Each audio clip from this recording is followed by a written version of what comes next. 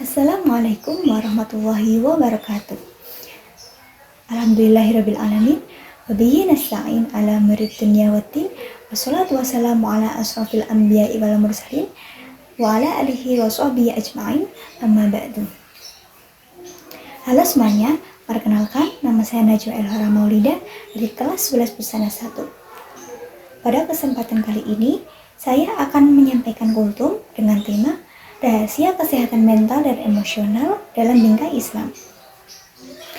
Namun sebelumnya, marilah kita panjatkan puji syukur kita kepada Allah Subhanahu wa Ta'ala yang telah memberi karunia, serta tak lupa kita panjatkan sholawat serta salam ke Nabi besar kita, Nabi Agung Muhammad Sallallahu Alaihi Wasallam, yang telah membawa kita dari zaman kegelapan ke zaman terang benderang seperti kali ini.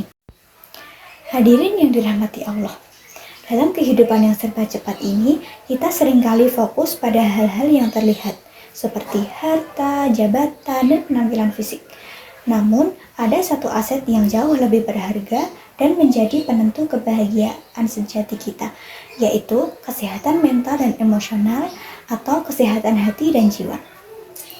Poin pertama yang akan saya sampaikan adalah hati yang sakit, hidup yang pincang. Islam memandang kesehatan batin sebagai pusat dari seluruh kebaikan manusia. Jika hati kita sehat, maka baiklah seluruh perbuatan kita. Sebaliknya juga, jika hati kita sakit, maka seluruh hidup kita akan terasa berat dan pincang. Landasan pentingnya menjaga hati ini ditegaskan oleh Nabi Muhammad SAW dalam sabdanya. Sesungguhnya di dalam tubuh ada segumpal daging. Jika ia baik, maka baiklah seluruh tubuh. Jika ia buruk, maka rusaklah seluruh tubuh. Ketahuilah, ia adalah al-qalbu atau hati. Hadis riwayat Bukhari dan Muslim. Hadis ini mengajarkan kepada kita bahwa merawat hati yang merupakan pusat emosi, niat, dan mental adalah fondasi utama dalam menjalani hidup yang baik, produktif, dan penuh makna. Poin kedua adalah 5 kunci emas menjaga kewarasan Islami. Lantas, bagaimana cara Islam merawat hati yang merupakan raja bagi seluruh tubuh?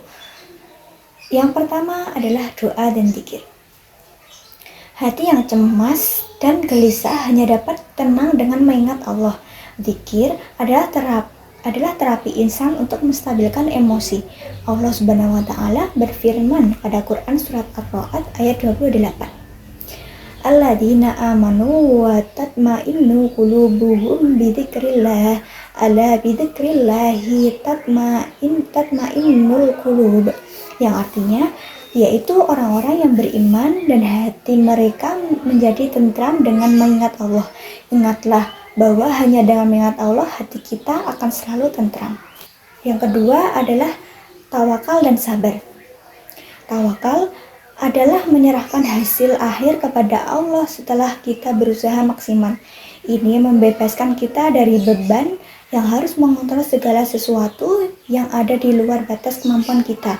Allah telah menjanjikan pertolongan bagi orang yang bertawakal. Pada Quran surat At-Tolak ayat 3. Wa yarzuquhu min haitsu la yahtasib wa may yatawakkal 'alallahi fahuwa hasbuh innallaha balighul amri qad ja'alallahu likulli syai'in qadra. Yang artinya, dan menganugerahkan kepadanya rezeki dari arah yang tidak ia duga. Siapa yang bertawakal kepada Allah, niscaya Allah akan mencukupkan keperluannya. Sesungguhnya Allah lah yang menuntaskan urusannya. Sesungguh Allah telah membuat ketentuan bagi setiap sesuatu. Yang ketiga adalah Al-Quran. Al-Quran adalah penawar dan penyembuh spiritual. Membaca, menghayati, dan mengamalkan Al-Quran berfungsi sebagai penawar penyakit hati dan mental. Ia memberikan petunjuk yang menghilangkan kebingungan dan kegundahan.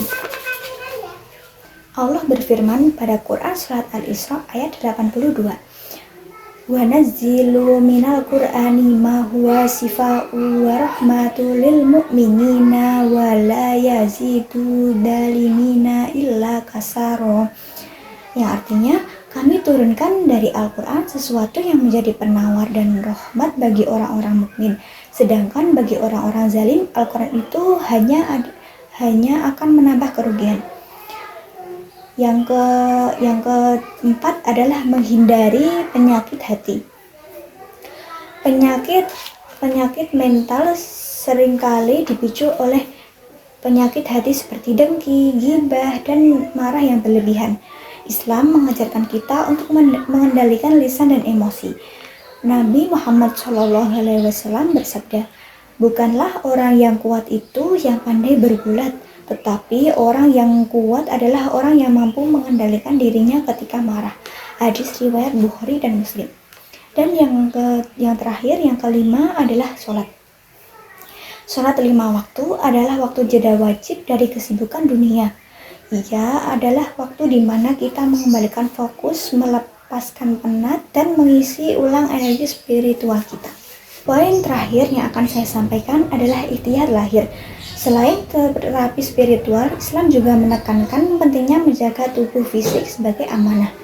Menjaga kesehatan raga bisa dengan cara beraktivitas fisik, makan makanan yang halal dan baik, serta tidur yang cukup adalah sebagian dari sunnah.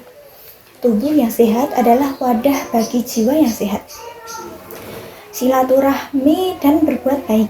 Rasa kesepian adalah pemicu masalah mental. Islam memerintahkan kita untuk bersilaturahmi dan peduli. Memberi manfaat kepada orang lain terbukti secara ilmiah meningkatkan kebahagiaan diri sendiri. Nah, yang terakhir adalah kesimpulan. Kesimpulan yang saya ambil adalah hati yang damai, hidup yang penuh berkah. Menjaga kesehatan mental dan emosional adalah ibadah. Marilah kita jadikan dzikir sebagai nafas, tawakal sebagai sandaran, dan Al-Quran sebagai penuntun. Dengan hati yang tentram, kita dapat menjalani hidup ini dengan penuh berkah, bahagia, dan menjadi pribadi yang bermanfaat bagi umat. Semoga Allah senantiasa menganugerahkan kepada kita semua qalbun salim atau hati yang selamat. Sekian dari saya, kurang lebihnya mohon maaf. Wassalamualaikum warahmatullahi wabarakatuh.